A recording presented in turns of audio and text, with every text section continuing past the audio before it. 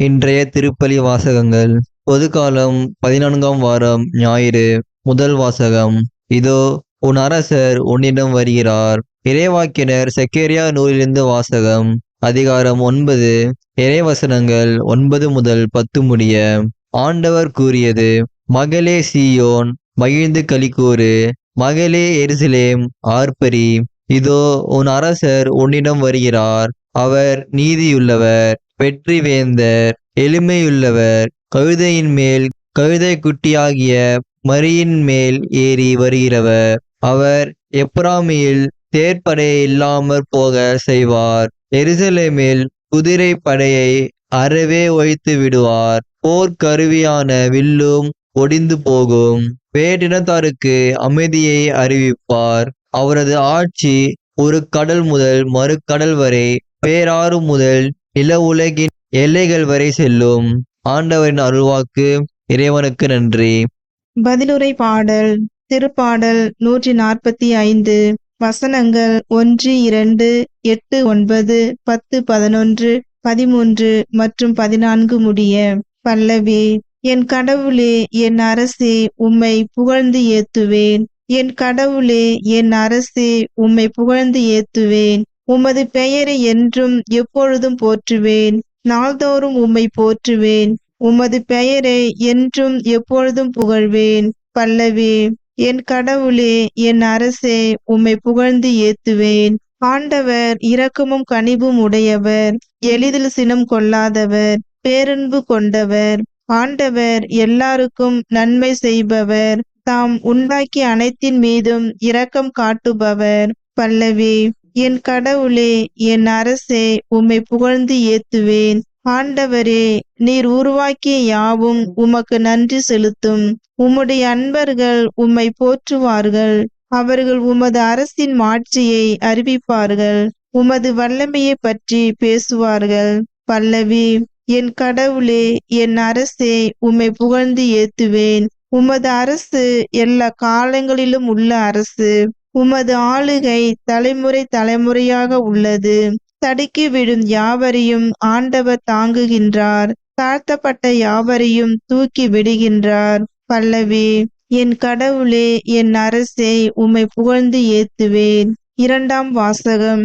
தூய ஆவின் துணையால் உடலின் தீச்செயல்களை சாகடித்தால் நீங்கள் வாழ்வீர்கள். திருத்தூதர் பவுல் ரோமியருக்கு எழுதிய திருமுகத்திலிருந்து வாசகம். அதிகாரம் 8. இறை வார்த்தைகள் 9 மற்றும் 11 முதல் 13 முடிய.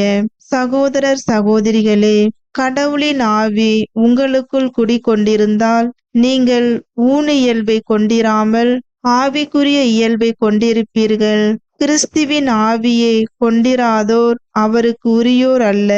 மேலும் இறந்த இயேசுவை உயிர்த்தெழ செய்தவரின் ஆவி உங்களுக்குள் குடிகொண்டிருந்தால் கிறிஸ்துவை உயிர்த்தெழ செய்த அவரே உங்களுக்குள் குடிகொண்டிருக்கும். தம் ஆவியினாலே சாவுக்குரிய உங்கள் உடல்களையும் உயிர் பெற செய்வார். ஆகையால் சகோதர சகோதரிகளே, நாம் ஊனியல்புக்கு கடமைப்பட்டிருக்கவில்லை, அவ்வியல்பின்படி வாழ வேண்டியதில்லை. நீங்கள் ஊனியல்புக்கு ஏற்ப வாழ்ந்தால் சாகத்தான் போகிறீர்கள். ஆனால் தூய ஆவியின் துணையால் உடலின் தீச்செயல்களை சாகடித்தால் நீங்கள் வாழ்வீர்கள். ஆண்டவரின் அருள்வாக்கு. இறைவனுக்கு நன்றி. நற்செய்திக்கு முன் வாழ்த்தொலி. அல்லேலூயா, அல்லேலூயா. தந்தையே, விண்ணுக்கும் மண்ணுக்கும் ஆண்டவரே, உம்மை போற்றுகிறேன்.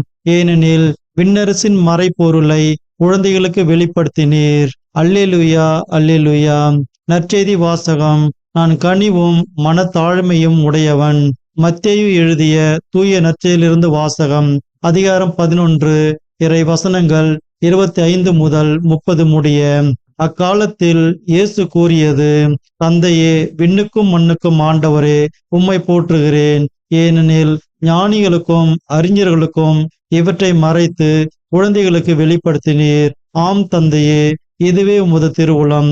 என் தந்தை எல்லாவற்றையும் என்னிடத்தில் ஒப்படைத்திருக்கிறார். தந்தையை தவிர வேறு எவரும் மகனை அறியார். மகனும் அவர் யாருக்கு வெளிப்படுத்த வேண்டுமென்று விரும்புகிறாரோ அவரும் அன்றி வேறு எவரும் தந்தையை அறியார் என்று கூறினார். மேலும் அவர், பெரும் சுமை சுமந்து சோர்ந்திருப்பவர்களே, எல்லாரும் என்னிடம் வாருங்கள், நான் உங்களுக்கு இளைப்பாறுதல் தருவேன். நான் கனிவும் மனத்தாழ்மையும் உடையவன். ஆகவே என் நுகத்தை உங்கள் மேல் ஏற்றுக்கொண்டு என்னிடம் கற்றுக்கொள்ளுங்கள்.